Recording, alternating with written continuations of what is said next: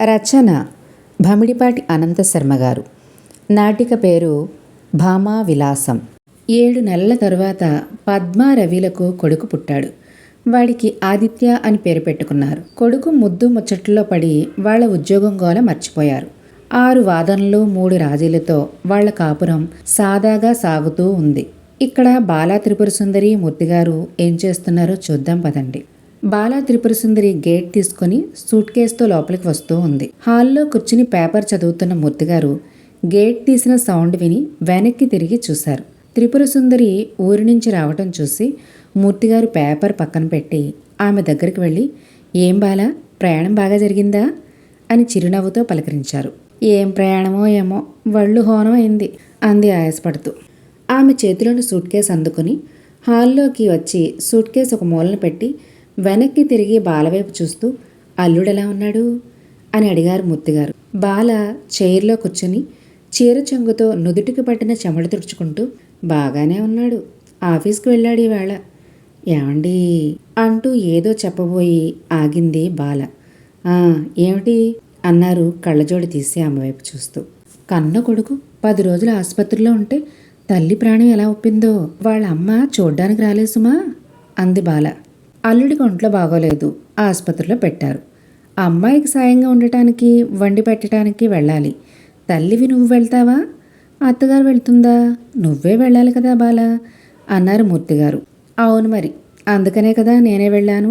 అల్లుడికి ఆరోగ్యం బాగుపడి ఇంటికి వచ్చేదాకా అక్కడే ఉండి వచ్చాను" అంది నీరసంగా. బాల, "ఒకవేళ ఇలా కాకుండా మన అమ్మాయికే బాగోలేక ఆసుపత్రిలో ఉందనుకో, సాయంకి మనిషి కావాలి. అప్పుడు నువ్వు వెళ్తావా, మన అమ్మాయి అత్తగారు వెళ్తుందా?" అని అడిగారు మూర్తిగారు. "అప్పుడైనా నేనే వెళ్ళాలి కదా, తప్పుతుందా?" అంది మొహం డల్గా పెట్టి. "అందుకే పెద్దాళ్ళు అంటారు, son is a son only till he is married, but daughter is a daughter forever అని. పెళ్లి చేసేస్తే కొడుకు బాధ్యత తీరిపోయినట్లే. ఆ తర్వాత వాడి మంచి చెడ్డలు వాడి పెళ్ళామే చూసుకుంటుంది. కానీ కూతురు బాధ్యత అలా కాదు. పెళ్లి చేయాలి, ఆ తర్వాత పురుళ్ళు పోయాలి. వాళ్ళకి ఎన్నేళ్ళు వచ్చినా మనం ఉన్నన్నాళ్ళు ఎప్పటికప్పుడు వాళ్ళ బాగోగులు మంచి చెడ్డలు అన్నీ చూసుకుంటూ ఉండాలి. అంతేలేండి." "అవును, బాగోగులు మంచి చెడులు అంటే గుర్తుకొచ్చింది. అసలు సంగతి ఏమంటే మన అల్లుడు ఓ ఫ్లాట్ బేరం చేశాడట. 20 లక్షలు. ముందు 2 లక్షలు ఇచ్చి రిజిస్ట్రీ చేయించుకోవాలట" అంది బాల. "బాగుంది, ఇల్లు కొనుక్కోవడం మంచిదే కదా" అన్నారు మూర్తిగారు. "మంచిదే కానీ వాళ్ళ దగ్గర ఎంతుందో మరి. పిల్ల మాత్రం ఇప్పుడు 1 లక్ష కావాలన్నట్టుగా చెప్పింది. రిజిస్ట్రీ అయిపోతే లోను పెట్టుకోవచ్చట" అంది. "అది కాదు బాల, నా దగ్గర అంత ఉండదేమో" అన్నారు. "అలాగంటే ఎలా? అప్పో సప్పో చేసైనా ఇవ్వాలి. రవిని కూడా మాట అడుగుదాం, వాడి ఈ పాటికి రావాలే" అంది గేటు వైపు చూస్తూ. "ఏం, వాడిని రమ్మని నువ్వు కానీ ఫోన్ చేస్తావా?" అని అడిగారు. "మాట్లాడే పని ఉంది, ఓసారి వచ్చి వెళ్ళమని ఫోన్ చేశాను. వాడు బయలుదేరుతూ ఫోన్ చేశాడు. ఈ పాటికి బస్సు దిగే ఉంటాడు" అంది. "వాడిని అడిగితే ఏం బాగుంటుంది బాలా" అన్నారు మూర్తిగారు. "నిక్షేపంగా ఉంటుంది, మీరు ఊరుకోండి" అంది గద్దిస్తున్నట్లుగా. "సరే, ఊరుకోమన్నావు కదా" అని నోటి మీద వేలు వేసుకున్నారు మూర్తిగారు. "అర్థం చేసుకోండి. ఇదిగో మన దగ్గర ఉన్నది మనం ఇస్తున్నామని వాడితో అనకండి. మీరు అసలే ఉండబట్టలేరు" అంది బాల. "అర్థం చేసుకున్నాను కదా బాల" అని తల ఆడించారు మూర్తిగారు. "వాడు ఏమన్నా పరాయి వాళ్ళకి ఇస్తున్నాడా? ఆడపడుచుకి ఆ మాత్రం పెట్టచ్చు" అంది. "సరే, నువ్వే అడుగు" అన్నారు మూర్తిగారు. "నేనే అడుగుతాను, మధ్యలో మీరు వెర్రి మాటలు ఏమీ అనకండి" అంది హెచ్చరిస్తున్నట్లుగా. "అలాగే, నీ మీద ఒట్టు, నేను అసలు నోరెత్తను, సరేనా" అని అంటూ ఉండగానే రవి గేటు తీసుకుని లోపలికి వస్తూ కనిపించాడు. మూర్తిగారు కొడుకు వైపు చిరునవ్వుతో చూస్తూ, "అడిగో, రవి మాటల్లోనే వచ్చాడు. రారా రవి, అబ్బాయి ఆడుకుంటున్నాడా?" అని అడిగారు. రవి లోపలికి వచ్చి బాలా త్రిపుర సుందరి పక్కన ఉన్న చైర్లో కూర్చుంటూ, "వాడు ఆడుకోవడం కాదు, మా అమ్మల్ని ఆడిస్తున్నాడు" అన్నాడు నవ్వుతూ. బాల కొడుకు వైపు తిరిగి, "మరి చిన్నప్పుడు నువ్వు అలాగే ఉండేవాడివి" అంది రవి చిన్నతనాన్ని గుర్తు చేసుకుంటూ. రవి తల్లివైపు చూస్తూ, "అవునమ్మా, ఇంతకీ నన్ను ఎందుకు అంత అర్జెంటుగా రమ్మని ఫోన్ చేశావు? బావ ఎలా ఉన్నాడు?" అని అడిగాడు. "బాగానే ఉన్నాడు.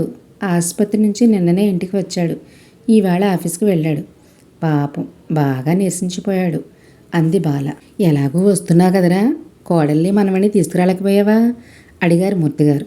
"వాడు స్కూల్కి వెళ్ళాడు నాన్న, ఆ అమ్మ ఏమో ఉన్న పళంగా రమ్మని ఫోన్ చేసింది" అన్నాడు రవి. బాలా త్రిపురసుందరి కొడుకు భుజం మీద చేయి వేసి, ఒరే నాని, మీ అక్క నీరజ నీకో మాట మరీ మరీ చెప్పమందిరా. మీ బావ ఓ ఫ్లాట్ బేరం చేశాట 20 లక్షలు. ఇప్పుడు ఈ నెలలోనే 2 లక్షలు కట్టి రిజిస్ట్రీ చేసుకోవాలట. ఆ తర్వాత వాళ్ళకి లోన్ వస్తుందట. ఇప్పటికిప్పుడు వాళ్ళ దగ్గర అంత డబ్బు రెడీగా లేదు. అందుకని నువ్వేమైనా చదువుతావేమో అనుకుంటుంది అంటూ అసలు విషయం చెప్పింది బాల. అయ్యో, నా దగ్గర మాత్రం ఇప్పటికిప్పుడు అంత డబ్బు ఎలా వస్తుందమ్మా అన్నాడు రవి. అలాగంటే కాదురా, దానికి అసలే సిగ్గు మొహమాటం. అప్పుగానే ఇమ్మంటుంది. మనం మాత్రం ఆడపిల్లకు అప్పుగా ఇస్తామా? అంత దరిద్రం గడుక్కుపోయిందా ఏంటి? నువ్వు ఇప్పుడు 50 అయినా ఇచ్చావంటే మిగిలిన దానికి వాళ్ళ పాటలు వాళ్ళు పడతారు అంది. సరేనమ్మా, చూస్తాను అన్నాడు డల్గా. చూస్తానంటే కాదురా, నీ మీదే గంపడాస పెట్టుకుంది మీ అక్క. అలాగే అన్నాను కదా. సరే, నేను ఒకసారి బయటికి వెళ్ళి వస్తాను అంటూ చైర్లో నుంచి లేచి బయటికి నడిచాడు రవి. రవి అలా బయటికి వెళ్ళగానే బాల ముద్దుగారి వైపు తిరిగి, అమ్మయ్యా, ఓ పని అయిపోయింది, ఇంకా మిగిలింది మీ వంతు అంది. వెర్రి బాగులాడు. ఇక్కడ అవననేశాడు. ఈ విషయం తెలిస్తే వాడి పెళ్ళం ఏమంటుందో అని రవి వెళ్ళిన వైపు చూస్తూ అన్నారు మూర్తిగారు. పెళ్ళం ఏమంటుంది? లక్షలు ఖర్చు పెట్టి చదివించాం. బోరెడు సంపాదిస్తున్నాడు. ముష్టి 50,000 అంటే వాడి ఇన్కమ్ ట్యాక్స్ కట్టినంత కాదు. పెళ్ళం ఏమంటుందండి? అయినా పెళ్ళానికి నచ్చి చెప్పుకొని ఒప్పించుకోలేడు చవట సన్నాసి అని రుసరుసలాడింది బాల. బాలా, ఇలారా, కూర్చో. మను ఏమన్నాడో తెలుసా? ఆడది చిన్నతనంలో తండ్రి చెప్పు చేతల్లోనూ, పెళ్ళయ్యాక మొగుడు అదుపాజ్ఞలోనూ, ముసలితనంలో కొడుకు సంరక్షణలోనే ఉండాలి. ఆడదానికి ఏ దశలోనూ స్వతంత్రం లేదు అన్నారు మూర్తిగారు. మంచి మాట అన్నాడు. ఇప్పుడు నేను అంటున్నది అదేగా. మనవాడు పెళ్ళాన్ని చెప్పు చేతుల్లో ఉంచుకోవాలి. అంతేకాని వాడి పెళ్ళం ఏమంటుందో అంటారేమిటి? చేతగానతనం కాకపోతేను అంది చిరాగ్గా ముఖం పెట్టి. ఉండు బాలా, నన్ను పూర్తిగా చెప్పని. మనువు ఏ ఉద్దేశంతో అలా చెప్పాడో కానీ నేను అనుకుంటాను మగాడికే స్వాతంత్రం లేదు. మగాడు చిన్నప్పుడు తల్లి భావాలు ఆలోచనలకు అనుగుణంగా వాడి మనసు రూపుదిద్దుకుంటుంది. వయసు వచ్చి పెళ్లి చేసుకున్నాక పెళ్ళాం ముద్దు ముచ్చట్లు తీరుస్తూ ఆమె ఆశలకి సరదాలకి అనుగుణంగా అతని మనసు రూపుదిద్దుకుంటుంది. పిల్లలు పుట్టి వాళ్ళు పెద్దవాళ్ళు అయ్యాక ఈ మగాడి ముసలితనంలో కూతుళ్ళు వాళ్ళ సంసారాలు బాగోగుల గురించిన ఆలోచనలే అతని మనసంతా ఆక్రమిస్తాయి. బాల మగాడికి అన్ని దశల్లోనూ ఆడితే దిక్సూచి. ఆ దిక్సూచి చూపించే దిశలోనే ప్రయాణించే మగాడు సుఖపడతాడు. కనుక మనవాడిప్పుడు కనిపెట్టుకుని ఉండాల్సింది తల్లి ఆశలు ఆశయాలు కాదు, పెళ్ళాం ముద్దు ముచ్చట్లు అన్నారు మూర్తిగారు. బాల కనుబొమ్మలు పైకెత్తి భర్త వైపు చూస్తూ, ఓహో, మనువు మళ్ళీ పుట్టేశాడండోయ్, పుట్టేసి నాకు మొగుడే కూర్చున్నాడు అంది వెటకారంగా. బాల అని ఏదో చెప్పబోయారు మూర్తిగారు. మీరింక మోస్తారా అని అరచేయి చాపి చూపిస్తూ అంది బాల. పద్మ, రవి, వాళ్ళిద్దరి ముద్దుల కొడుకు 6 ఏళ్ల ఆదిత్య. ఈ ముగ్గురు విలేజ్లో ఉంటున్న మూర్తిగారి ఇంటికి పండుగకి వెళ్ళి 3 రోజుల తర్వాత తిరిగి వాళ్ళింటికి వచ్చారు. పద్మ, ఆదిత్య ఆటో దిగి గేటు తీసుకుని లోపలికి నడుస్తూ ఉన్నారు. రవీంద్ర ఆటోవాడికి డబ్బులు ఇచ్చి ఓ సూట్ కేసు, కర్రల సంచి పట్టుకుని వారి వెనుక వస్తూ ఉన్నాడు. పద్మ తాళం తీసి లోపలికి వచ్చి హ్యాండ్ బ్యాగ్ని టేబుల్ మీద పెట్టి సోఫాలో రిలాక్స్డ్గా కూర్చుంది. పద్మ లగేజ్ పట్టుకుని ఆయాసపడుతూ లోపలికి వస్తున్న రవీంద్రను చూసి, ఏమిటో విడ్డూరం, పెద్దలు కూడా ఎలా ఉంటారేమిటో అని తర్వాత ఆదిత్య వైపు తిరిగి, ఆదిత్య, తాతయ్య నీకేమిచ్చారా అని అడిగింది. ఆదిత్య పద్మ దగ్గరికి వచ్చి ఆమె వడిలో కూర్చుని తలదించుకొని, ఏమీ ఇవ్వలేదమ్మా అని దిగులుగా అన్నాడు. మరి అత్తయ్య గారి అబ్బాయి కిరణ్కి మీ తాతయ్య ఏమిచ్చారు అని అడిగింది. 3 చక్రాల సైకిల్ కొనుక్కోమని 1000 రూపాయలు ఇచ్చారు కళ్ళు పెద్ద చేసి చెప్పాడు ఆదిత్య. రవీంద్ర పద్మకి ఎదురుగా ఉన్న చైర్లో కూర్చుంటూ, ఎందుకు పద్మ, చిన్నపిల్లలకి ఇవన్నీ చెప్పటం? వాళ్ళ మనసులు విరిగిపోతాయి. ఆ పసి మనసులు అసూయ ద్వేషం నాటుకుపోతాయి అన్నాడు. ఇది మరీ బాగుంది. నేను నూరు పోసేదేమిటి? వాడా మాత్రం గ్రహించుకోలేడా? పిల్లల మధ్య వాళ్ళ కళ్ళ ముందే పక్షపాతం చూపిస్తుంటే వాళ్ళకి ఆ మాత్రం అర్థం అవదా అంది. తన వడిలో తలదించుకుని కూర్చున్న ఆదిత్య గడ్డం పట్టుకుని ముఖం పైకెత్తి, ఏరా నాన్న, తాతయ్య నిన్ను పొలం తీసుకెళ్లారా అడిగింది. లేదమ్మా, తాతయ్య కిరణ్ని భుజాల మీద ఎక్కించుకుని కబుర్లు చెప్తూ పొలం తీసుకెళ్లారు అన్నాడు ఆదిత్య తల్లి కళ్ళలోకి చూస్తూ. అబ్బా వదిలే పద్మ, మా చెల్లాయి పిల్లలు ఎప్పుడో వస్తారు, 1 వారమో 10 రోజులు ఉండి వెళ్ళిపోతారు. అందుకని మా అమ్మా నాన్న వాళ్ళని గారం చేస్తారు. కొడుకుల పిల్లల్ని అంతగా చేరదీయరు. ఇది ఏ కుటుంబంలో అయినా ఉండేదే. అంతలోనే ప్రేమ లేదనుకుంటే ఎలా? పిల్లలు ఇంట్లో ఉంటే అల్లరి చేస్తారు, వాళ్ళమ్మని ఏడిపిస్తారని కిరణ్ని పొలం తీసుకెళ్లి ఉంటారు మా నాన్న అన్నాడు రవీంద్ర. ఆదిత్య వాళ్ళ నాన్నవైపు గుడ్లురిమి కోపంగా చూస్తూ, అబద్ధం, తాతయ్యకి అత్తయ్య పిల్లలంటేనే ఇష్టం అన్నాడు. విన్నారా, చిన్నపిల్లలు మనకంటే తొందరగానే గ్రహిస్తారు అంది పద్మ. చిన్నపిల్లలకి అమ్మ మాటలే నిజం అనిపిస్తాయి. అమ్మ నాన్న దెబ్బలాడుకుంటే అమ్మే కరెక్ట్, నాన్న తప్పు అనుకుంటారు పిల్లలు అన్నాడు రవీంద్ర. చిన్నపిల్లలకేమిటి, ఇన్నేళ్ళు వచ్చినా మీకు ఇంకా తల్లి మాటే కరెక్ట్ అనిపిస్తుంది అంది పద్మ మూతి తిప్పుకుంటూ. పద్మ, మనుషుల్లో దాదాపు అందరికీ స్త్రీ తరపు అంటే భార్య తరపు తల్లి కూతురు అక్కా చెల్లెళ్ళ బంధుత్వాలే దగ్గరగా అనిపిస్తాయి. మా నాన్న అన్నదమ్ములు వాళ్ళ పిల్లల కంటే మా అమ్మ అక్కా చెల్లెళ్ళు వాళ్ళ పిల్లలే ఆత్మీయంగా కనిపిస్తారు. సొంత తమ్ముళ్ళు చెల్లెల కంటే బాగా చనువుగా ఉంటారు. అలాగే తల్లిదండ్రులు కొడుకు పిల్లల కంటే కూతురు పిల్లల్ని బాగా చేరదీస్తారు, భుజాల మీదకి ఎక్కించుకుంటారు. అన్నదమ్ముల పిల్లల కంటే అక్క చెల్లెళ్ళ పిల్లలే చనువు అవుతారు. ఇది సహజ మనస్తత్వం, తప్పొప్పుల సమస్య కాదు అని వివరంగా చెప్పాడు రవి. మీరు మీ నాన్నగారు ఇలాంటి సూత్రీకరణలు బాగానే చెప్తారు, కానీ చిత్రం, మీరు మాత్రం అన్నిటికీ అతీతం, అంతా విరుద్ధం అంది పద్మ. మనిషి లాజికల్గా రేషనల్గానే ఆలోచిస్తాడు, కానీ ప్రవర్తనే ఇర్రేషనల్గా ఉంటుంది. ప్రవర్తన అనేది లాజిక్కి సంబంధించినది కాదు, ఎమోషన్స్కి సంబంధించినది అన్నాడు రవి. అతను అలా ఎక్స్ప్లెయిన్ చేస్తుంటే విసుగ్గా అనిపించింది పద్మకి. స్కూల్లో ఇష్టం లేని సబ్జెక్ట్ వింటున్నట్టుగా ఫీల్ అయింది. అందుకే టాపిక్ డైవర్ట్ చేయటం కోసం, అది సరే, మీ అమ్మగారేమిటి మిమ్మల్ని డాబా మీదకి తీసుకెళ్ళి గుసగుసలాడారు, దేని గురించి అడిగింది పద్మ ఆరా తీస్తున్నట్లుగా. ఏమీ లేదు, అదే మా చెల్లి నీరజ ఇంటి గురించి అన్నాడు రవి. మొన్ననే కదా 50,000 ఇచ్చారు, ఇచ్చి 6 నెలలు అవ్వలేదు, మళ్ళీ డబ్బా అంది ఆవేశంగా. 50,000 ఏమిటి పద్మ, 25,000 కదా ఇచ్చాను. నాతో అలా చెప్పారు 25,000 కానీ 50,000 ఇచ్చారు. ఆ మాట మీ చెల్లి నాతో చెప్పింది. మా చెల్లి అలా చెప్పిందా అని ఆశ్చర్యంగా అడిగాడు రవి. అక్షరాల అలాగే చెప్పింది. ఇకపైన మీరు వాళ్ళకి ఎంత ఇస్తున్నట్లు నాతో చెప్పాలనుకుంటున్నారో ఆ మాటే మీ అమ్మగారితోనూ చెల్లెలతోనూ ముందుగా చెప్పండి. నాతో కూడా అలాగే చెప్పమని వాళ్లతో చెప్పండి. ప్లేడర్లు సాక్షులకు ట్రైనింగ్ ఇస్తారు కదా, అలా అన్నమాట అంది పద్మ. అబ్బబ్బా, ఈ ఆడవాళ్లతో ఇదో బాధ, ఎవరు అబద్ధం చెప్తున్నారో తెలియదు. నీ ఆరాలకి జవాబు చెప్పలేక చస్తున్నాను. నేను 25,000 ఇచ్చాను పద్మ, మా అమ్మ ఇంకో 25,000 కలిపి మొత్తం 50,000 నేనే ఇచ్చినట్లు మా చెల్లెలతో చెప్పిందేమో అన్నాడు రవి. అయితే ఆ 25,000 మీ నాన్నగారికి తెలియకుండా మీ అమ్మగారు ఇచ్చారన్నమాట. మొత్తం మీద ఒకళ్ళకి తెలియకుండా ఒకళ్ళు అంతా కలిపి మొత్తం 1,50,000 ముట్ట చెప్పారు. సరే, అదయింది కదా, ఇప్పుడు మళ్ళీ డబ్బా అడిగింది ఆశ్చర్యంగా. అది ఫ్లాట్ బుక్ చేసుకున్నప్పుడు కట్టింది, ఇప్పుడు సెకండ్ ఇన్స్టాల్మెంట్ 5 లక్షలు కట్టాలట అన్నాడు రవి. ఓహో, ఇప్పుడు ఎంత వేశారు మీ వాట? 50,000 ఇస్తే బాగుంటుంది అంటుంది మా అమ్మ, నేను బేరమన్నాను. పోనీలే 25,000 అయ్యి ఎలాగోలా సర్దుకుంటుంది అంది అమ్మ అన్నాడు రవీంద్ర. ఆ మాటతో పద్మకి విపరీతమైన కోపం వచ్చింది. పళ్ళు పటపటా కొరికి ఒక్క క్షణం ఆగి రవి కళ్ళల్లోకి సూటిగా చూస్తూ, అసలు మీ బావ దగ్గర ఏముందని ఇల్లు బేరం చేశాడు అని అడిగింది ఆవేశం అణుచుకుంటూ. ఏదో కొంచెం కష్టమైనా ఇప్పుడే కొనుక్కోవాలి, అప్పు చేసినా నిదానంగా తీర్చుకోవచ్చు, ముందు ముందు అసలే కొనలేమనుకుంటారు కదా, అలాగే కదా మనం కొనుక్కున్నాం అన్నాడు రవీంద్ర. ఆట మార్చకండి, మనం దాచుకున్న డబ్బు ఇంటి కోసం ఖర్చు పెట్టుకున్నాం, ఇప్పుడు అప్పులు తీర్చుకుంటున్నాం, అంతేకాని మీ వాళ్ళ మీద మా వాళ్ళ మీద పడలేదు కదా.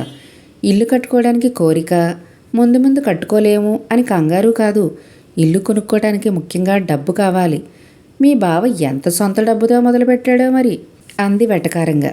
పద్మ, నువ్వు నన్ను ప్రశ్నిస్తున్నట్టు నేను వాళ్ళని ప్రశ్నలు వేయలేను. వాళ్ళకి ఏదో అవసరం వచ్చింది, అయిన వాళ్ళం కదా అని అడుగుతారు, అడిగారు కదా అని మనం మరీ అంత లోకుగా మాట్లాడకూడదు అన్నాడు రవీంద్ర విసుగ్గా. మీ చెల్లిగారి ఇల్లు పూర్తయ్యేంతవరకు ప్రతి ఇన్స్టాల్మెంట్కి 25,000-30,000 మీ నాన్నగారు ఎలాగో ముట్ట చెప్తారు. అలా ఇచ్చి ఇచ్చి చివరికి మిగిలేది ఏమీ ఉండదు. చివరికి అప్పులు మిగిల్చకుండా ఉంటే అదే గొప్ప అదీ కాకుండా మిమ్మల్ని కూడా గుంజినంతా గుంజాలని చూస్తున్నారు. అర్థం చేసుకోండి, కాస్త బుర్ర పెట్టి ఆలోచించండి అంది పద్మ. పద్మ, ఇలాంటి డిస్కషన్లు నాకు ఇష్టం ఉండదు. నాకు ఇష్టం ఉండదు. సరే అయితే ఈ టాపిక్ ఇక్కడితో ఆపేద్దాం. మీ దగ్గర డబ్బు లేదని ఫోన్ చేయండి అంది పద్మ. చేస్తానులే అన్నాడు విసుగ్గా. అదేం కాదు, ఇప్పుడే చేయండి. అందుకే కావాలంటే గృహప్రవేశం నాడు గిఫ్ట్గా 5,000 10,000 ఇద్దాం. రైటే పద్మ, కానీ ఇప్పుడు నన్ను అడిగారు, నేను ఇస్తానన్నాను. నేను మాట తప్పలేను, ఇవ్వక తప్పదంతే అన్నాడు ఇదే ఫైనల్ అన్నట్టుగా. ఆ మాటతో పద్మకి కోపం ఇంకొక లెవెల్కి చేరుకుంది. తన ముఖాన్ని అతని ముఖానికి దగ్గరగా పెట్టి కళ్ళు పెద్దవి చేసి చూస్తూ, ఎందుకు తప్పదు? ఇది 2వ ఇన్స్టాల్మెంట్. ముందు 50,000 ఇచ్చారు, ఇప్పుడు మళ్ళీ 25,000 ఇమ్మంటున్నారు. ఇంకా ఎన్ని వాయిదాలు? ప్రతిసారి మిమ్మల్ని తెమ్మంటూనే ఉంటారు. అందుకే ఇప్పుడే కాదనేస్తే ఇక అడగరు. వాళ్ళు ఇచ్చేది ఎలాగూ మానరు. ఇప్పుడే ఫోన్ చేయండి. ఇప్పుడు ఇవ్వడం కుదరదని మొహమాటం లేకుండా చెప్పేయండి అంది పద్మ. రవీంద్ర, పద్మ అని గట్టిగా అరిచాడు. రవి అరుపుకి ఆదిత్య భయపడిపోయి తల్లి వెనక్కి వెళ్ళి నిలబడ్డాడు. కొడుకు అలా భయపడడం చూసి రవీంద్ర కోపాన్ని కంట్రోల్ చేసుకోవడానికి కళ్ళు మూసుకొని మౌనంగా ఉండిపోయాడు. కానీ అతని మనసు మాత్రం ఆలోచనలతో నిండిపోయింది. ఆ అరుపుకి ఆదిత్య భయపడిపోయి తల్లి వెనక్కి వెళ్ళి నిలబడ్డాడు. కొడుకు అలా భయపడడం చూసి రవీంద్ర కోపాన్ని కంట్రోల్ చేసుకోవడానికి కళ్ళు మూసుకుని మౌనంగా ఉండిపోయాడు.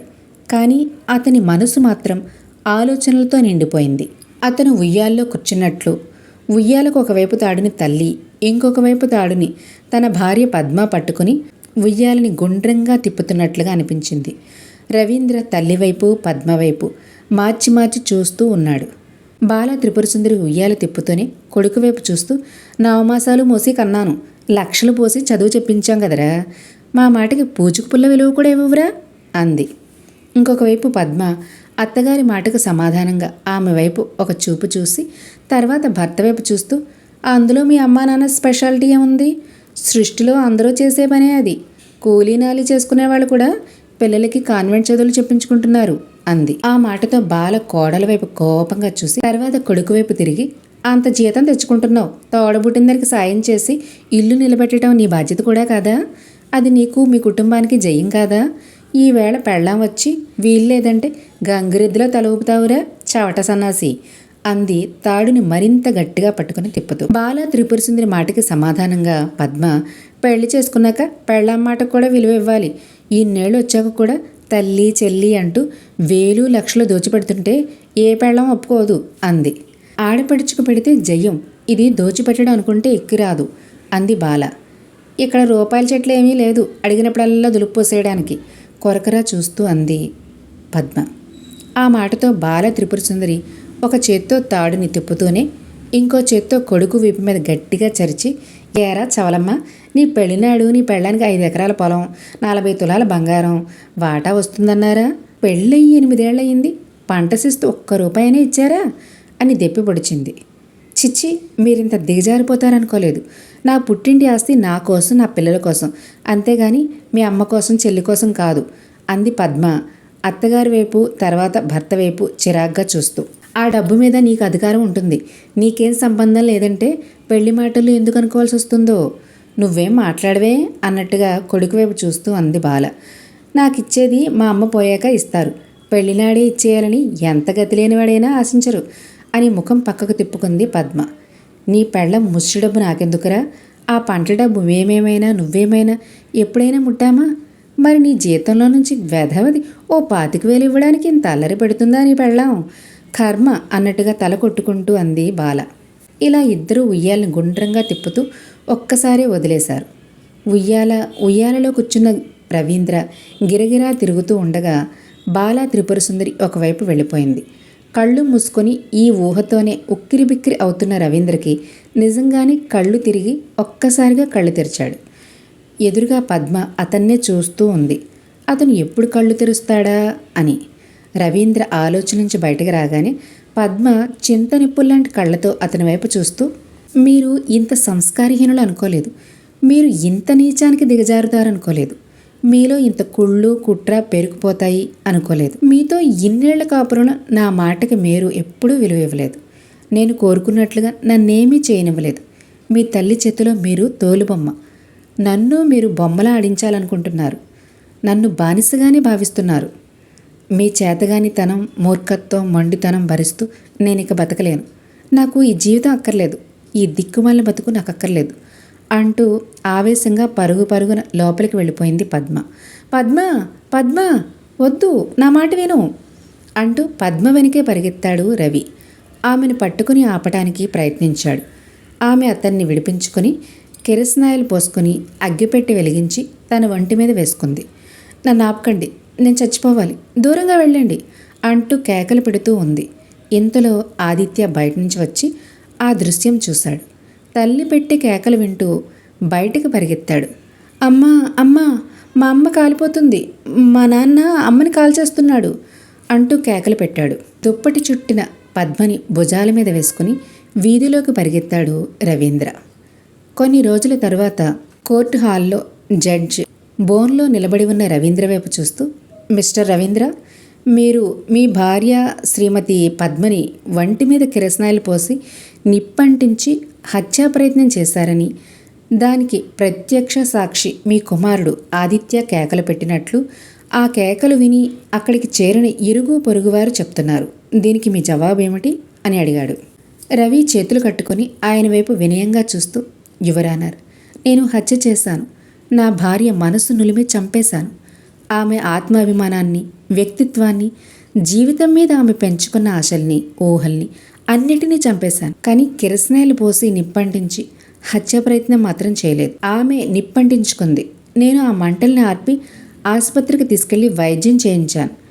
అయినా నేను హంతకుడినే అని ఒప్పుకుంటున్నాను అని వినయంగా అన్నాడు రవీంద్ర. అసలు ఆమె వంటికి నిప్పంటించుకుని ఆత్మహత్యా ప్రయత్నం చేసుకోవాల్సిన పరిస్థితి ఎందుకు వచ్చింది అని ప్రశ్నించారు జడ్జి గారు. అభిప్రాయం భేదం వచ్చింది. ఆమెకు కోపం వచ్చింది. ఆ కోపంలో విచక్షణ కోల్పోయింది అన్నాడు రవి. ఏంటి, ఒకసారి అభిప్రాయ భేదం వచ్చినందుకే ఇంత తీవ్ర నిర్ణయానికి వచ్చిందా అనుమానంగా అడిగారు జడ్జ్. ఒక్కసారి కాదు యువరానర్, అనేకసార్లు. నేను నా తల్లిదండ్రులను సంతోషపెట్టాలి అనుకున్నాను. అందుకు నేను చేసిన పనులన్నీ ఆమె ఆమోదించలేదు. తన ఇష్టం కోసం ఆమె చేసిన ప్రయత్నాల్ని నేను వ్యతిరేకించాను. ఏ విధంగానైనా ఆమె అనుకున్నట్లుగా జరగలేదు. ఒకసారి తర్వాత ఒకసారి, మళ్ళీ మళ్ళీ ఎన్నోసార్లు కోపం వచ్చి ఘర్షణలు జరగగా చివరికి ఇప్పుడు పట్టరాని ఆవేశంతో ఈ పని చేసింది. ఒళ్ళు అంటించుకొని ఆత్మహత్య చేసుకోవడం చాలా క్రూరమైన ప్రయత్నం. నా మీద తన ప్రతీకారం తీర్చుకునే విధానం కూడా ఆ ప్రయత్నంలో ఉందనిపిస్తుంది అన్నాడు రవి. జడ్జి గారు మూర్తిగారి వైపు చూస్తూ, మూర్తిగారు, మీరు మీ అమ్మాయి అవసరాలు తీర్చడానికి ఆ భారం మీరు భరించవచ్చునేమో, కానీ మీ అబ్బాయి మీద పడేయటం కరెక్టేనంటారా అని అడిగారు. మూర్తిగారు భారంగా ఒక నిట్టూర్పు విడిచి జడ్జి వైపు చూస్తూ, ఆడపిల్లలకి పెళ్ళిళ్ళు అయ్యి వాళ్ళు కాపురానికి వెళ్ళాక కూడా కూతురు, పిల్లలు, వాళ్ళ అవసరాలు, యోగక్షేమాల మీద మమకారం ఉంటుంది కదా యువరన్నారు. వాళ్ళ అవసరాలు మేం తీర్చలేకపోయినా ఆ భారం కొడుకులు కూడా భరించాలనే తల్లిదండ్రులు ఆశిస్తారు. అంత మాత్రాన కొడుకు కోడలు మధ్య మనస్పర్ధలు రావాలనుకోం కదా. అంతేకాదు యువరానర్, మా అనంతరం కూడా నా కూతురు, దాని పిల్లలు అవసరాలని, మంచి చెడ్డల్ని నా కొడుకు కనిపెట్టుకుని ఉండాలని పండగలకి, కార్యాలకి ఆడపడుచును పిలిచి చీరా సారే పెట్టి ఆదరణతో చూడాలని ఆశపడతాం కదా యువరానర్. ఈ ఆశ నా కొడుకు కోడల మధ్య ఇంత చిచ్చు పెడుతుందని అనుకోలేదు. అందుకు నేను చాలా చింతిస్తున్నాను అన్నారు మూర్తిగారు. మీరు అమాయకత్వం నటిస్తున్నారు అనిపిస్తుంది. వాళ్ళ మధ్య ఇంత తీవ్రమైన విరోధ వాతావరణం ఉన్నా మీకు ఎంత మాత్రం తెలియదు అనడం విశ్వసనీయంగా లేదు అన్నారు జడ్జి గారు. మీరు అమాయకత్వం నటిస్తున్నారు అనిపిస్తుంది. వాళ్ళ మధ్య ఇంత తీవ్రమైన విరోధ వాతావరణం ఉన్నా మీకు ఎంత మాత్రం తెలియదు అనడం విశ్వసనీయంగా లేదు అన్నారు జడ్జి గారు. మా వల్ల వాళ్ళ మధ్య కలతలు వస్తున్నాయని నాకు తెలుసు యువరానర్, కానీ ఇంత తీవ్రంగా ఉన్నాయని ఊహించలేదు. నేను నా వివాహం అయిన దగ్గర నుంచి నా భార్య మనోభావాలకు అనుగుణంగా నడుచుకున్నాను. సుఖ సంతోషాలతో జీవించాను. వృద్ధాప్యంలో కూతురు, ఆమె బాగోగుల గురించి తాపత్రయపడ్డాను. ఈ వయసులో నేను సంతృప్తిగానే ఉన్నాను. కానీ నా కూతురు సుఖ సంతోషాల కోసం నేను పాటుపడటం సహజమే. ఆ భావాన్ని నా కొడుకు మీద రుద్దాను. వాడి భార్య ఇష్టాలకు విలువనివ్వకుండా ప్రకృతి విరుద్ధంగా ప్రవర్తించాడు. వాళ్ళ సంసార జీవితాన్ని కలుషితం చేసుకున్నాడు. వాడి విధానాన్ని సరిదిద్దవలసిన వాడిని. వాడి కుటుంబ కలహం విషయం నాకు పూర్తిగా తెలియకపోయినా దానికి పూర్తి బాధ్యత నేనే వహించాలి యువరానర్. నా తప్పుని అంగీకరిస్తున్నాను అని చెప్పి తలదించుకున్నారు మూర్తిగారు. జడ్జి గారు బాలా త్రిపుర సుందరి వైపు చూస్తూ, శ్రీమతి బాలా త్రిపుర సుందరి గారు అన్నారు. చిత్తం యువరానర్ అంది బాలా త్రిపుర సుందరి వినయం నటిస్తూ. ఒక తల్లిగా మీ కొడుకులు కూతుళ్ళు సుఖపడాలనుకుంటున్నారా అని ప్రశ్నించారు జడ్జి గారు. చిత్తం యువరానర్ అంది. మరి మీ కోడల్ని మీరు విరోధంగా చూస్తే ఆమెకు కోపం వస్తుంది. మీ కొడుకు మీ మాటే సమర్థిస్తే ఆమెకి ఇంకా కోపం వస్తే అది మీ కుమారుడి సుఖ సంతోషాలకు ఆటంకం అవదంటారా అని ప్రశ్నించారు జడ్జి గారు. వాడి సుఖ సంతోషాలకు ఆటంకం అవ్వాలని ఎందుకు అనుకుంటాం యువరానర్ అంది బాల. అనుకోకుండానే కోడలి ఇష్టానికి వ్యతిరేకంగా మీ కూతురు ఇల్లు కట్టుకోవడానికి డబ్బులు తెమ్మని మీ కొడుకును ఒత్తిడి చేశారా? ఒత్తిడి చేసిన మాట వాస్తవమే. వాడు అతి మొహమాటానికి పోయాడు. డబ్బు లేదని మాకు ఖండితంగా చెప్పలేకపోయాడు అంది బాల. ఇంకా మీరు దాచటానికి, మీ తప్పేమీ లేదని కప్పిపుచ్చుకోవడానికే ప్రయత్నిస్తున్నారు. మీ అమ్మాయికి డబ్బు ఇవ్వటానికి మీ కోడలు ఇష్టపడడం లేదంటున్న కొద్దీ మీలో పట్టుదల పెరిగిపోయింది. మీ కొడుకుని సతాయించి రెచ్చగొట్టారు. మీ అబ్బాయికి మనశ్శాంతి లేకుండా చేశారు. అతనికి కుటుంబ సౌఖ్యం లేకుండా చేశారు. చివరికి మీ కోడలు ఆత్మహత్యకు పాల్పడే పరిస్థితికి తెచ్చారు. మీ కొడుకుని నేరస్తుని చేశారు అన్నారు జడ్జ్ ఆవేశంగా. బాలా త్రిపుర సుందరి ఏమీ మాట్లాడకుండా మౌనంగా తలదించుకుని ఉంది. మీ కొడుకు మానసిక స్వేచ్ఛని మీరు హరించారు, అవునా కదా? అవును, అతిగా పెద్దరికానికి పోయి అందరూ నా పెత్తనంలో ఉండాలని గయ్యాళిగా ప్రవర్తించాను అని బాలా త్రిపుర సుందరి చెప్తూ ఉండగా అక్కడక్కడ కాలిన గాయాలకు కుట్లతో వీల్ చైర్ మీద కూర్చుని ఉన్న పద్మని ఆదిత్య నెమ్మదిగా తోసుకుంటూ వచ్చాడు. జడ్జి గారు పద్మ వైపు చూస్తూ, ఏమ్మా పద్మ, నిన్ను నీ భర్త కిరసనాయిల్ పోసి నిప్పంటించి నీపై హత్యా ప్రయత్నం చేయలేదు అంటున్నాడు. నీ భర్త చేశాడని సాక్ష్యం చెప్తున్నాడు నీ కొడుకు. మరి నువ్వేమంటావు అని అడిగారు జడ్జి గారు. పద్మ జడ్జికి నమస్కారం చేసి, క్షమించండి యువరానర్, నా భర్త నా మీద హత్యా ప్రయత్నం చేయలేదు. నా కొడుకు పసివాడు. నేను ఒంటికి నిప్పంటించుకోవడం వాడు చూడలేదు. ఆయన నా ఒంటి మీద మంటలు ఆర్పుతుండగా వాడు వచ్చాడు. ఆయనే అంటించి ఉంటారని ఊహించుకున్నాడంతే అంది పద్మ. అయితే నీ సమస్యకు ఆత్మహత్యే పరిష్కారం అని ఎందుకు అనుకున్నావు? కొన్నాళ్ళు ఓర్పు వహిస్తే నీ భర్త నీ దారికి రావచ్చు కదా అని అడిగారు జడ్జి గారు. మా పెళ్ళయ్యి 8 ఏళ్ళయింది యువరానర్. నా భర్తకి తల్లి మీద నుంచి భార్య మీదకి మనసు మళ్ళవలసిన వయసు దాటిపోయింది. కానీ ఆయనకు ఆ మనసు రాలేదు. 8 ఏళ్ళు ఓపిక పట్టాను. ఎప్పుడు తల్లిని సంతోషపెట్టాలని తాపత్రయం. విసుగొచ్చింది, ఓపిక నశించింది. ఆ ఆవేశంలో ఆయన మీద కోపం వల్ల ఆయన మీద ప్రతీకారంగా ఆత్మహత్యా ప్రయత్నం చేశాను. చావవలసిన దాన్ని బ్రతికాను. ఇది నాకు పునర్జన్మ. ఇప్పుడు నేను నా భర్తకి 2వ పెళ్ళాం లాంటిదాన్ని. మగాడు 2వ పెళ్ళాన్ని ఎక్కువ ప్రేమగా చూసుకుంటాడు అంటారు కదా యువరానర్. మళ్ళీ నాలో ఆశ చిగురుస్తోంది అంది పద్మ. న్యాయమూర్తి కళ్ళజోడు తీసి అందరి వైపు చూస్తూ, అందరూ సమస్యని అర్థం చేసుకున్నట్లు అనిపిస్తుంది. అందరూ తమ తమ లోపాలను గుర్తించారు. వాటిని సవరించుకొని ఇకపై సుఖజీవితాలను అనుభవిస్తారని ఆశిస్తున్నాను అన్నారు. గొడవలన్నీ సర్దుమణిగి 1 ఏడాది గడిచాక మూర్తిగారు వాలి కుర్చీలో కూర్చుని ఉన్నారు. పక్కనే బాలా త్రిపుర సుందరి కూర్చుంది. భర్త చేయి పట్టుకొని అరచేయి రుద్దుతూ మధ్య మధ్యలో కళ్ళు తుడుచుకుంటూ ఉంది. పద్మ లోపల నుంచి గ్లాస్తో జావ పట్టుకొచ్చింది.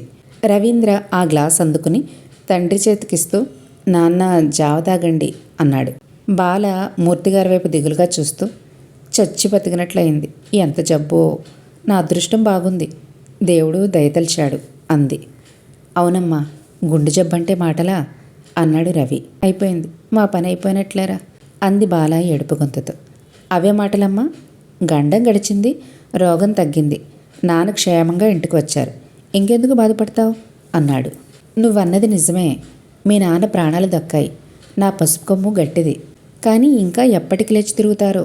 నాకు చూస్తే మోకాళ్ళ నొప్పులు, లేవలేక కూర్చోలేక చచ్చిపోతున్నాను. రోజులు ఎలా వెళ్తాయో ఏమిటో దిగులుగా అంది బాల.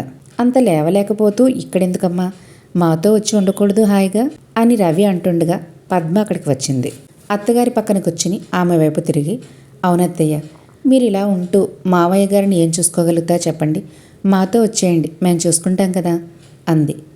అవునమ్మా, ఎప్పుడు అవసరం అనుకున్నా వెంటనే డాక్టర్ దగ్గరికి వెళ్ళొచ్చు. ఈ ఊర్లోనే ఉంటే అప్పటికప్పుడు అవసరమైతే డాక్టర్ దగ్గరికి వెళ్ళాలంటే ఎంత కష్టం అన్నాడు రవి. అంత మాట అన్నారు, అదే చాలమ్మా. ఇన్నేళ్ళు ఇక్కడ బ్రతికి ఇప్పుడు సొంతిల్లు పొలం ఇవన్నీ వదులుకొని ఎలా రాగలనరా అంటూ మూర్తిగారు భుజం తట్టింది బాల. అక్కడ మేముంటున్నది సొంతింట్లోనే కదమ్మా. ఇక్కడ పొలాలు ఎవరికొకరికి కౌలుకిచ్చేయడం ఎలాగో తప్పదు. నువ్వు చెప్తున్నది నిజమేరా. అయినా పుట్టిన ఊరి మీద మమకారం వదులుకోగలమా చెప్పు. మేము ఈ ఊళ్ళో ఈ ఇంట్లోనే కడతేరవలసిన వాళ్ళమే. అదే మా కోరిక కూడా అన్నారు మూర్తిగారు. మీ ఇష్టం నాన్న, మీకు ఎలా ఉండాలంటే అలా ఉండండి, మీరు సంతోషంగా ఉండాలి అంతే అంటూ రవి వాళ్ళ అమ్మవైపు తిరిగి, అమ్మ పోనీ ఓ వంట మనిషిని పెట్టుకోకూడదా? వంట మనిషి మాత్రం కావాలనుకోగానే దొరుకుతుందిరా అంది బాల. మనం పెట్టుకోవాలనుకుంటే ఎప్పుడో అప్పుడు దొరకపోతుందా? అప్పుడు నువ్వు నాన్నగారి దగ్గరకు వచ్చి ఆయన కనిపెట్టుకుని ఉండొచ్చు అన్నాడు రవి. నీ తెలివి తెల్లారినట్లే ఉంది. వంట మనిషిని పెట్టుకుంటే నాన్నని కనిపెట్టుకుని ఉండడం కాదు, దాన్నే నేను కనిపెట్టుకుంటూ దాని వెనకే తిరుగుతూ ఉండాలి. పోనీ మీరే మాతో ఉండొచ్చు కదా. ఇక్కడ లంకంత ఇంట్లో మేమిద్దరమే బిక్కుబిక్కుమంటూ ఉంటున్నాం అంది. ఎలాగమ్మా? ఇక్కడే ఉంటే రోజు 40 కిలోమీటర్లు వెళ్ళి రావాలి. అలాగంటే అలారా? ఎంతమంది వెళ్ళటం లేదు? నీకు బండి ఉంది కదా, లేదా బస్సు మీద వెళ్ళొచ్చు. సరే అమ్మా, నేను ఎలాగోలా ఆఫీస్కి వెళ్తాను. మరి ఆదిత్య, వాడు కాన్వెంట్లో చదువుతున్నాడు కదా. బాల చిన్నగా నవ్వి, వాడెంతరా? ఎల్కేజీ యూకేజీ చదివే కదా. ఈ ఊళ్ళోనూ కాన్వెంట్ ఉంది, అక్కడ చదివించవచ్చు అని అంటూ ఉండగా పద్మ మధ్యలో కలగజేసుకుని, పేరుకే కాన్వెంట్ అత్తయ్య, కానీ అక్కడ కాన్వెంట్కి ఇక్కడ కాన్వెంట్కి పోలికే ఉండదు. ఇది పేరుకే కాన్వెంట్. ఇక్కడ పాఠం చెప్పే టీచర్లు ఎవరో తెలుసా అత్తయ్య? 10th క్లాస్ ఫెయిల్ అయిన వాళ్ళు అంది పద్మ. పోనీలే అమ్మా, ఎల్కేజీకి యూకేజీకి ఎవరు చెప్తే ఏమిటి అంది బాల. మీకెలా చెప్పనత్తయ్య, చిన్న చిన్న ఇంగ్లీష్ మాటలు కూడా వీళ్ళు ఒకలా అంటారు, అక్కడ సిటీలో పెద్ద కాన్వెంట్లో వాళ్ళు ఒకలా అంటారు. కాన్వెంట్ అంటే స్కూల్ పేరు యూనిఫామ్ మాత్రమే కాదు, అక్కడ పాఠం చెప్పే టీచర్ని కూడా చూడాలి కదా అత్తయ్య అంది పద్మ. నీ మొగుడు కూడా ఇక్కడ స్కూల్లోనే చదివాడు. పోనీ వాడిని తీసుకెళ్ళి ఏ బెంగళూరులోనో మద్రాసులోనో హాస్టల్లో వేసేయండి, బోర్డు చదువు వస్తుంది అంది బాల అసహనంగా. రవీంద్ర, పద్మ ఈ విషయం గురించి మాట్లాడుకోవటానికి ఒక పక్కకు వెళ్లారు. రవి పద్మకు దగ్గరగా నిలబడి ఆమెకు మాత్రం వినిపించేట్టుగా, పద్మ ఇరిటేట్ అవ్వకు, పెద్దవాళ్ళు కదా, చాదస్తాం అన్నాడు. పద్మ రవి వైపు సీరియస్గా మొహం పెట్టి చూస్తూ, చాదస్తం కాదు, సాగుబాటు. మీరు రోజు పొద్దున్న 1:30 సాయంత్రం 1:30 ప్రయాణించేసి ఉద్యోగం చేసి రావాలట అంది ఆవేశంగా. అబ్బా పద్మ, తర్వాత ఏదో చేద్దాంలే, ఇప్పటికిప్పుడే నిర్ణయం తీసుకోక్కర్లేదు కదా, అనవసరంగా ఆవేశపడకు అన్నాడు రవి. సరే, ఎప్పటికైనా నిర్ణయం తీసుకోవాల్సిందే కదా, ఓ 2 రోజులు అటు ఇటు అంతే. మీదేమైనా 10 నుంచి 5 దాకా చేసే ఉద్యోగమా? ఆఫీస్ అయ్యేప్పటికి ఎంత టైం అవుతుందో వీళ్ళకేం తెలుసు అంది. వాళ్ళకి వయసు పైబడుతుంది, వాళ్ళని ఇప్పుడు బాధ పెట్టడం ఎందుకులే పద్మ, మనమే కొంచెం ఓపిక పట్టి సర్దుకుపోవాలి అన్నాడు. ఇక్కడ బయట వసారాలో రవి పద్మ మాట్లాడుకుంటూ ఉండగా అక్కడ బెడ్రూమ్లో మూర్తిగారు బాల డిస్కషన్లో ఉన్నారు. పోనీలే బాల, మనం ఎక్కడుంటే ఏమిటి, వాళ్ళని ఇక్కడే ఉండమని ఇబ్బంది పెట్టకుండా మనమే అక్కడికి వెళ్ళి ఉందాం అన్నారు మూర్తిగారు. మీరు కొంచెం వస్తారా? మీకు బుర్ర పనిచేయటం లేదు. మనం ఇక్కడ ఉంటే ఇది మన ఇల్లు, పద్మ అత్తగారింట్లో ఉన్నట్టు, మనం వాళ్ళ దగ్గరికి వెళ్తే మనం దాని ఇంట్లో ఉన్నట్లు, అది సంగతి అన్నట్లుగా అంది బాల. రెండిటికి తేడా ఏంటి? కోడల సంగతి వదిలే, మనం ఎక్కడుంటే ఏంటి అన్నారు మూర్తిగారు. మన ఇక్కడే ఉంటే మన ఇష్ట ప్రకారం ఉంటాం, కోడలు మన ఇష్ట ప్రకారం ఉండాలి. అంతెందుకు, మన అమ్మాయి ఇక్కడికి వస్తే పుట్టింటికి వచ్చినట్లు, దాని ఇష్టం వచ్చినన్ని రోజులు స్వతంత్రంగా ఇక్కడ ఉండొచ్చు, దానికి కావాల్సింది పట్టుకెళ్ళచ్చు. అదే మనం వాళ్ళ ఇంట్లో ఉండి మన అమ్మాయి అక్కడికి వస్తే అని మూర్తిగారి వైపు కళ్ళెగరేసి చూసింది బాల. మూర్తిగారు తల ఊపుతూ, అర్థమైందిలే, అది అక్కడ స్వతంత్రంగా ఉండలేదు అంతేనా అన్నారు. అమ్మయ్య, అర్థమైంది కదా, మన బతుకులే పరాధీనం అయిపోతాయి అంది. ఇదంతా బాగానే ఉంది, కానీ పాపం వాడు అన్నారు మూర్తిగారు. ఎవరు, మీ కొడుకేనా అడిగింది బాల.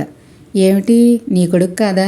నా కొడుకు అయితే నేను చెప్పినట్టు ఉంటాడు, వాడు పెళ్ళానికి ఎలా నచ్చ చెప్పుకుంటాడో వాడి ఇష్టం అంది. నువ్వు చెప్పింది బాగానే ఉంది కానీ అని ఏదో ఆలోచిస్తున్నట్టుగా ఆగిపోయారు మూర్తిగారు. అర్థం చేసుకోండి అంది మెల్లగా. ఇక్కడ రవి పద్మని బ్రతిమాలుతున్నాడు. అర్థం చేసుకో పద్మ, కనీ పెంచి పెద్ద చేసిన తల్లిదండ్రుల్ని వృద్ధాప్యంలో అనాథల్లా వదిలేయడమా? పాపం పద్మ అన్నాడు. వంకరగా మాట్లాడకండి. వాళ్ళని అనాథలా వదిలేయమన్నానా? మన దగ్గరకు వచ్చి ఉండమనండి, కళ్ళల్లో పెట్టి చూసుకుంటాను. అది కాదు పద్మ, వాళ్ళు ఈ ఇల్లు వదలలేరు, ఇక్కడే పోవాలనుకుంటారు కదా వాళ్ళు అన్నాడు. అంటారు, సాగితే సరి. మీరు రోజు వెళ్ళి రావాలా? మరి పిల్లాడు 4 ఏళ్ల వెర్రివేధని హాస్టల్లో వేయమంటారా? ఆవిడ పిల్లల్ని కనలేదా? పోనీ వాళ్ళని వృద్ధాశ్రమంలో చేర్పించండి అంది. పద్మ అని అరిచాడు రవి. ఇక్కడ బాల, మూర్తిగారు ఇంకా డిస్కషన్లోనే ఉన్నారు. బాల, ఇప్పటికిప్పుడు వాళ్ళని మకాం మార్చుకోమంటే ఎలా? పోనీ మనం వాళ్ళ దగ్గరికి వెళ్ళి 1-2 నెలల్లో ఉండి వచ్చేద్దాం. అప్పటికి నేను కొంచెం తిరగలుగుతాను అన్నారు. మీరు మళ్ళీ మొదటికొచ్చారు. కుక్కతో ఒక బుద్ధి. పిల్లల్ని తీసుకుని అమ్మాయి ఓసారి పుట్టింటికి రావాలనుకుంటుంది. మరి ఇక్కడే ఉంటే అది పుట్టిల్లు స్వతంత్రంగా వచ్చి 4 రోజులు ఉండి వెళ్తుంది. అదే మనం వాడి దగ్గరుంటే దానికి స్వతంత్రం ఉంటుందా? మొహమాటంగా ఉండదు. మనకు మాత్రం అక్కడుంటే మనమే పరాధీనులు. ఇంకా దాని బాగోగులు మనమేం చూడగలం అంది. మూర్తిగారు కాస్త విసుగ్గా మొహం పెట్టి, బాలా, నువ్వు చెప్పింది అంతా నిజమే కాదన్నావు, కానీ మనమే అక్కడికి వెళ్ళి 1 నెల ఉండి రావడానికేం? అంతలోనే కొంప మునిగిపోతుందా అన్నారు. అక్షరాలా మునిగిపోతుంది. ఓసారి ఇల్లు వదిలి వాళ్ళ ఇంటికి వెళ్ళాము అంటే అంతే, మనల్ని అనాథల కిందే జమ కట్టేస్తారు. అయినా దానికి ఇంత పట్టుదలేమిటి? సరే అత్తయ్య గారు అంటే తన సొమ్మేమైనా పోతుందా అని రుసరుసలాడింది బాల. ఇటువైపు పద్మ రవితో వాదిస్తూ ఉంది. అయినా ఆవిడికంత పట్టుదలేమిటి?